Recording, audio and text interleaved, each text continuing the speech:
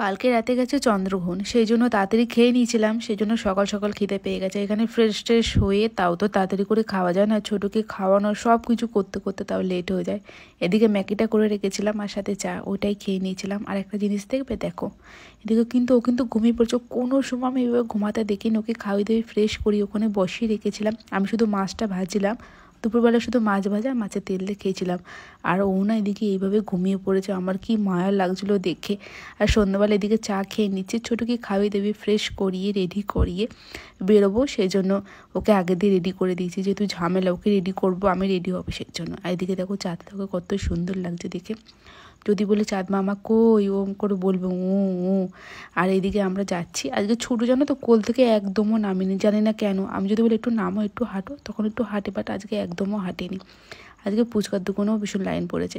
এদিকে ফুচকা নিয়ে দিয়েছিলাম আর সাথে গরম গরম জিলাপি। রাতে করেছিলাম ঘুগনি পরোটা আর সাথে জিলাপি। তোমাদের ভিডিওটা কেমন লাগলো জানিও, সবাই ভালো থেকো।